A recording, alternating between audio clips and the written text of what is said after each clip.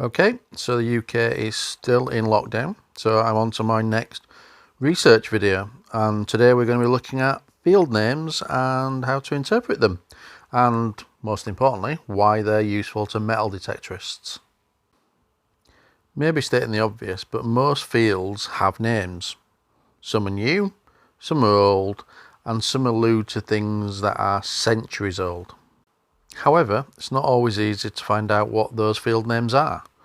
The two best sources I found are the landowner themselves, your farmers, they often know the field names, and tithe maps, because the tithe maps from the 1840s actually list the field names for most packets of land, assuming there was a tithe map for the area. The subject of field names is massive. There are thousands upon thousands of different names covering every county, every part of the UK. So I'm not going to try and cover everything in this video. What I'm going to try and do is give you an overview, give you my perspective, give you some that may be interesting, and give you some information about where you can further your own research. The most important thing to stress is that field names can give detectorists extra clues on the fields that may be productive and worthy of focus. So have a look at your permission, have a look at the field names, talk to your landowner and see if they give you additional clues on where you should be detecting. I won't dwell on it too much because it's the subject of a previous video, so just go back a few weeks and you'll find a tithe map and apportionment specific video. But the tithe apportionments list field names, so if you're lucky enough for your area to have been covered by the tithe maps and apportionments survey back in the 1830s and 40s, then you'll find all the field names you need right there. Most field names are split into two parts. There's the common bit, field, meadow, etc., and then there's name itself. So just touching on those common field terms first. Terms such as close, innage, sometimes park, normally indicate some form of enclosure of the field, although exactly when in history can be sometimes difficult to work out. Ings and garth are both Norse words, ings being a water meadow, so the field is likely to flood often and be marshy. Garth normally means garden or yard, often the one next to the farmhouse itself. Terms like acre, furlong, rod, rood and derivatives denote the field size and how it was split up. Sometimes confusingly, things like 13 acre fields won't be 13 acres. That's because they're being subdivided or redivided at some point since it was named. But and end often denote a small parcel of land, usually at the end of an enclosure that was difficult to manage or farm for some reason. And vale is simply land in a valley. Personally, I find it easiest to categorise the field names as follows. Field size or system, e.g. 10 acre field or long furlong. Position or the relative location, far field, over meadow, etc. The shape of the field, so crooked field, long pasture, thin meadow, those sort of things. The soil type or farming ease, so paradise field for something that's very productive and easy to farm, or the rough for something that's flinty and hard to farm. Land features such as Deanford Field or Bart's Dingle. Routes and boundaries, so Causeway Field, Highway Hill, things like that. Flora, fauna and crops. Buildings and industry, so Millfield, Chapel Meadow, etc. And then ownership, so Cockey's Grove, Smith's Meadow, and things like that. A very common use of field names is to denote their size, so things as simple as great or big, acre, furlong, furlang, stang, pingle bottom, things like that all denote the size. Sometimes the size is implied by the word, so handkerchief or square show the shape of it. Deer acre, boat acre, things like that, combining two different terms. And then you'll have some that are a little bit exaggerated for either comedy value or to imply that they're large. So 100 acre field could be very large. Occasionally it's also used, though, a bit like Little John, in that it's actually very small.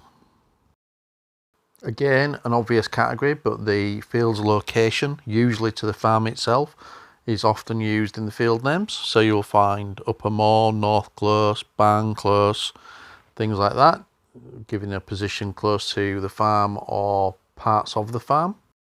You'll also see things that are a little bit confusing, like Nova Scotia, America, California, Caribbean, Russia, things like that.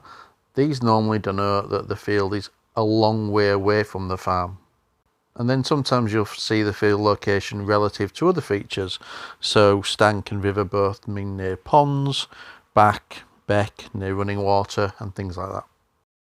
Field shape names are also very common. So round, hammer, bell, arse butts. Yes, there really is such a thing, but usually means the end of a field, but can occasionally mean shaped like an arse. And then there's soil type, so stony close, hard, rough, pitiful, misery, all imply that a difficult field, usually due to stones and rocks.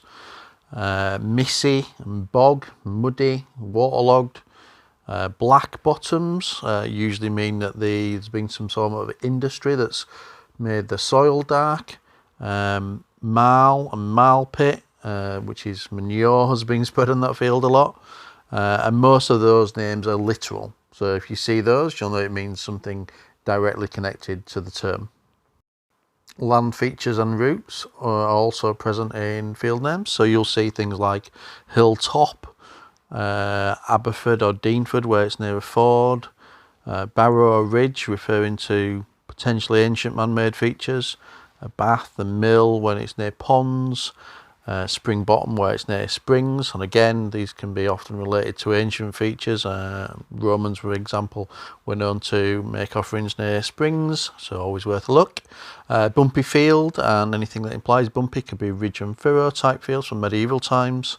You'll see routes as well, so you'll see like nook, lane, field, backtrack, meadow, and those sort of ideas as well. Not surprisingly, the crops and animals often feature in field names as well. So you'll find things like wheatcroft and wheatfield, find things like the ricks and rickyard. Ricks refer to stacks of hay, those sort of ideas. You'll find the animals come up in lamb's pen, beast commons, which is usually cattle, pinfold meadow, which is where stray animals would have been held in pens or pins, Vixendale for foxes, Dawes Innage for jackdaws, for example, Dragonfield, maybe dragons, who knows. The industry or buildings associated with the field or land can be really interesting for a metal detectorist because they often indicate whether or not the field is going to be productive. Because that industry and those buildings imply that there's been lots of people around, lots of footfall, potentially lots of losses. So church, chapel fields, things like that can be really interesting. Millcroft, house close, fort, moat, castle, all imply that there have been buildings around there. Sometimes you'll see terms that are just slightly less familiar. So Bacchus Close could be related to a bakehouse. Coppice Lane will be related to the act of coppicing, which is a tree management system where they would cut the tree back down to the stump to encourage more growth so that they can harvest more twigs from it for weaving and things like that. Field names relating to previous ownership are fairly obvious, but it's always worth just double checking to make sure there's not some other or underlying meaning to it. For example, Smith's Acre, is that relating to the ownership by a man called Smith, or was that a blacksmith? Miller's Croft, was that a mill site or somebody called Miller? Coney's Field, was that somebody called Coney, or was that for rabbit farming? Always worth checking out and finding out what the source is. So that's a quick run through of common field name categories and what field names you'd expect within those. So moving on to some common field names that are interesting to detectorists. Should be on the lookout for field names such as well or spring. These will denote the fact that they've had lots of footfall in the past. And there is the chance that these are ancient wells or springs and could have been the subject of offerings by Romans, for example. Garth and green are both terms often found next to farms and indicate leisure activities sometimes. So opportunities for purse spills and coin spills. As mentioned before, the soil colour, particularly black, can indicate previous industry in the area and has often been associated with Roman finds. Building names like house, hall, church, all can indicate that the field was on those, next to those, and are particularly interesting if the named building is no longer in existence or you can't see it on the land anymore. Often was there and now is no longer. Sometimes terms are less obvious, like dove and pigeon, because that can imply that there was a dovecot or a pigeon coop on that particular piece of land as well. Always worth seeing as well whether or not it's possible to cross-reference those field names with other map sources, be it LiDAR or other historical maps, just to see if that gives you any additional context or clues to what might have been there. There's also a bunch of less common field names that are worthy your attention and an investigation. For example, lumpy or bumpy or anything that implies sort of uneven surface can relate to ridge and furrow type fields from medieval farming techniques. Shard, pot and rough field can also potentially imply that pottery has been found there in the past. Sometimes that can be ancient pottery. Pike, gate, turn and bar can all indicate that they were places that people were stopped or met for some reason to do with passage over bordering fields or bordering lands, which would mean that there were lots of footfall, so worthy of investigation. Terms like caster, caster, chester all have sort of Roman connotations, definitely worthy swing with the old detector around those areas. Love Hill or Lovers Close, so sort of things can imply that that's an area where romantic assignations have taken place in the past, and people rolling round on the grass often lose the contents of their pockets or their purses. Moot, meet, fair, whichever way it's spelt, imply that those were areas where people got together, and where people got together they would lose things. And it's unlikely but not impossible, but maybe you do already have a gold hoard field on your permission. I'm guessing if you do, you've already checked it out. And conversely, there may be a bunch of field names that you want to steer clear of. For example, Gibbet, Hangman's Field. Do you really want to go where the people were strung up? Puckacre, Puckle Field, those sort of terms often mean that it's a field associated with goblins.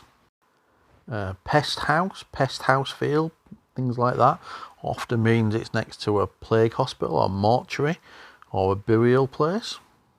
Hell Patch and Hell Hole often mean that the area is difficult to farm, but sometimes can indicate a much more haunted or cursed land. Dirty Bottom or Dirty Legs, often a very, very literal meaning that it's very muddy or marshy and you're going to get muddy when you go and walk in it. Dead Man or Dead Woman's Field, Close, etc. often means that somebody actually was found dead in that field, potentially even killed in that field. Right, so that's a quick whistle-stop tour of field names and why they're interesting to detectorists and some of the ones that will be interesting to detectorists. If you found this interesting, then this slide contains some additional sources of information. One of my main sources has been the new Dictionary of English Field Names by Paul Cavill, a great book, highly recommended.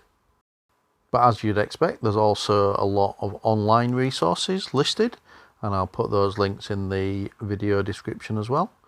I've also turned this video into a PDF, which you can find on the Team Rutus website, and again, links below.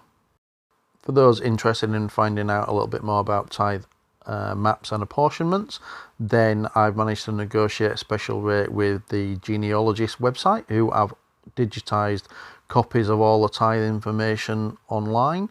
You can get 4-month diamond level access for $39.95, which I think is the cheapest access they've ever done for a 4-month package.